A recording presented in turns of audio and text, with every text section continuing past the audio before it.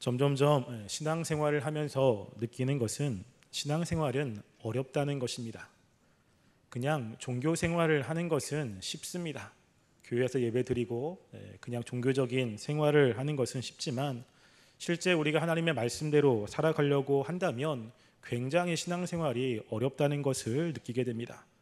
세상의 유혹도 이겨야 되고 내면의 싸움도 이겨야 되고 또 사람과의 관계 속에서 참아야 되는 일이 굉장히 많이 있습니다. 그런데 우리가 이렇게 힘든 신앙생활을 할 때 중요한 것을 지금 오늘 본문이 이야기를 합니다. 우리가 그러한 상황 속에서 때로는 마음이 공고하고 또 낙심될 때가 참 많이 있지만 그럼에도 불구하고 우리가 주님을 바라보며 이 길을 걸어갑니다. 그럴 때 우리가 신앙생활에서 중요한 덕목 중에 하나는 바로 인내라고 하는 것입니다. 오늘 히브리 기자가 지금 그것을 이야기를 하고 있습니다.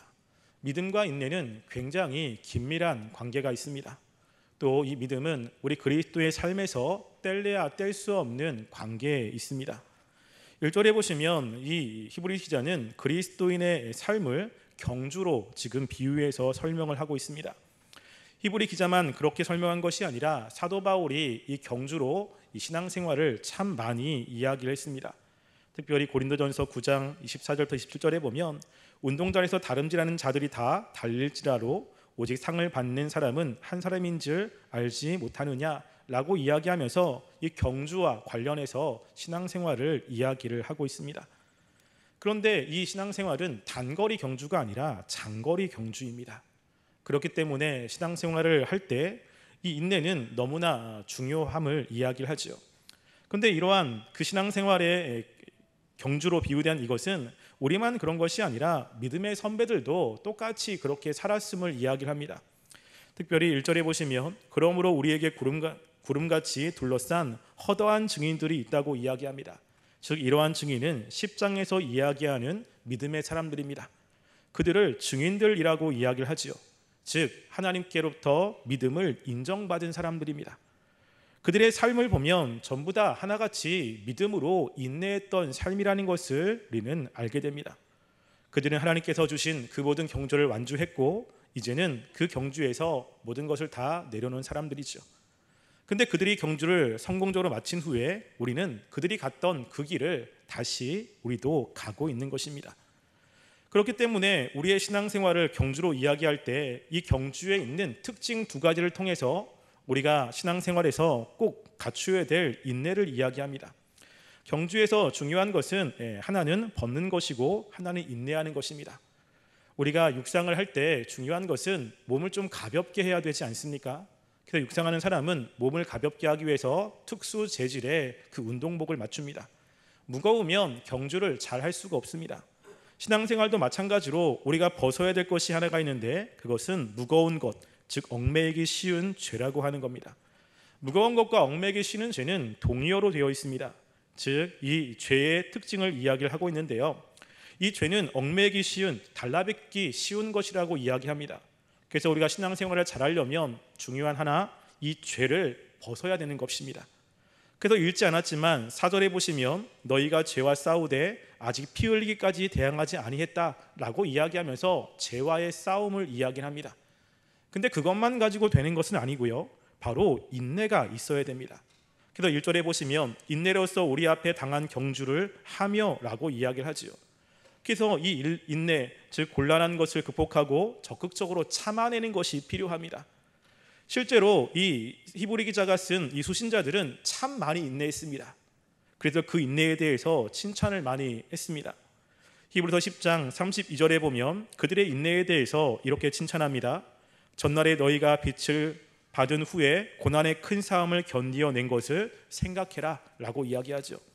전에 고난의 큰 싸움들이 있었는데 그것이 힘들고 괴롭지만 그것을 잘 인내했습니다. 히브리서 10장 36절에도 이야기합니다. 너희에게 인내가 필요함은 너희가 하나님의 뜻을 행한 후에 약속하신 것을 받기 위함이다 라고 이야기하면서 그들이 그동안 참아왔지만 앞으로도 참아야 됨을 이야기를 합니다. 참음으로 하나님이 약속한 것을 받는다고 이야기를 하지요. 우리의 신앙생활 여정 자체가 이렇게 인내가 필요한 여정이라는 것입니다.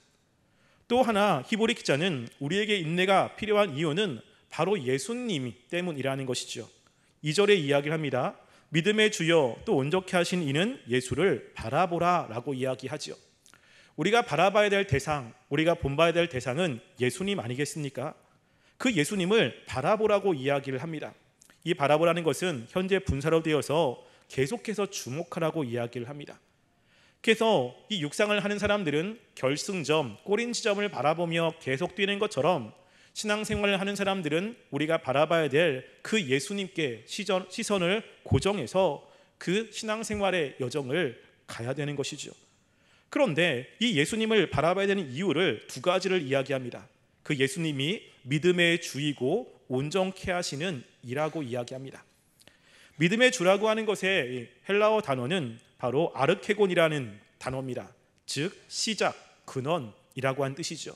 믿음의 시작이 예수님입니다. 그리고 온전케 하시는 이라고 하는 것은 완전한 자, 성취자라는 것이죠. 모든 믿음을 완성시키는 분이 예수님이십니다. 그래서 믿음의 시작도 예수님이시고 마지막도 예수님이십니다. 그렇기 때문에 우리가 믿음 생활을 할 때 우리가 바라봐야 될 분은 바로 예수님이라고 이야기를 하죠. 근데 예수님이 이 땅에서 하나님의 일을 감당할 때 우리의 믿음의 시작이고 완성자로서 이 땅에서 살아갈 때 예수님의 삶은요 바로 인내의 삶이었다는 것을 강조합니다. 그래서 2절 보시면 그는 그 앞에 있는 기쁨을 위하여 십자가를 참으사 부끄러움을 개의치 아니하시더니 라고 이야기를 하죠. 우리의 믿음과 십자가는 긴밀한 관계가 있지 않습니까? 근데 예수님은 그 모든 고통을 다 인내하셨음을 강조하고 있습니다. 예수님이 인내했다면 우리도 인내해야 되지 않습니까? 예수님이 인내로서 하나님의 일을 감당했다면 우리도 인내로서 하나님이 우리에게 맡겨진 사명들을 감당해야 되는 것입니다. 그래서 우리가 신앙생활을 할 때 이 인내는 뗄래야 뗄 수밖에 없는, 뗄 수 없는 것이라는 것을 이야기합니다. 근데 자꾸만 우리가 신앙생활하면서 힘든 일이 자꾸만 있습니다. 예수님을 바라보아도 자꾸만 낙심되고 그리고 피곤한 일들이 우리 가운데 있죠. 이런 일이 있는 것은 너무나 당연합니다. 구약에도 보면 하나님께 쓰임받았던 모세나 엘리야, 그게 위대하게 쓰임받던 사람들도 하나님이 맡겨신 그 사명을 감당할 때 때로는 낙심도 하고 때로는 좌절도 하고 때로는 힘든 그러한 여정을 견뎌왔습니다. 신앙생활이 자체가 그렇기 때문에 누가 그런 것들을 잘 견디느냐라는 것이 중요한 것입니다. 힘들기 때문에 안 하겠습니다. 어렵기 때문에 안 하겠습니다. 낙심되니까 안 하겠습니다. 이런 것은 하나님이 원하시는 신앙생활이 아닙니다. 우리 주변의 많은 사람들, 많은 일들은 자꾸만 우리의 마음을 낙심하게 만들고 하나님의 그 일들을 감당하지 못하게, 신앙생활을 하지 못하게 하기 때문에 그랬습니다. 그렇기 때문에 히브리 기자는 3절에서 우리에게 이렇게 피곤하고 낙심한 일들이 있지만 그럼에도 불구하고 그것들을 이기며 신앙생활을 해야 된다고 이야기를 하고 있습니다. 그럴 때 우리가 바라봐야 될 것은 무엇입니까? 3절에 보면 생각하는 것이 되게 중요합니다. 누구를 생각하냐면 예수님을 생각하는 것입니다. 우리나라 말에는 3절에 생각하다가 마지막에 있지만 히브리 원문으로는요 맨 앞에서 강조하고 있습니다.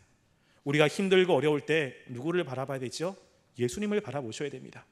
우리가 좌절되고 낭망할 때 누구를 바라봐야 됩니까? 예수님을 바라보셔야 됩니다. 근데 우리가 낭망하고 힘든 그 대부분은 일 때문에 힘들 수도 있지만 사람 때문에 힘들 때가 참 많이 있습니다. 교회 일은 일이 힘든 것이 아니라 사람이 힘들지요.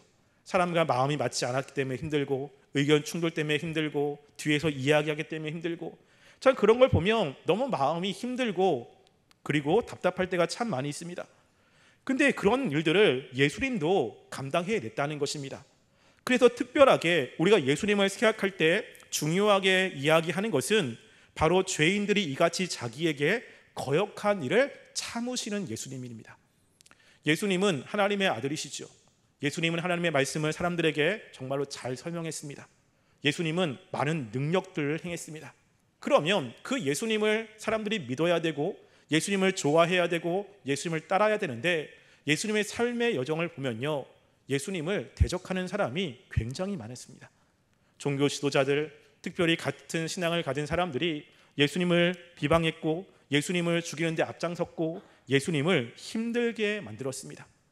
예수님의 말 한마디면 그 모든 사람들을 일시에 죽일 수도 있습니다. 예수님의 능력이면 그들은 아무것도 하지 못하게 할 수도 있습니다.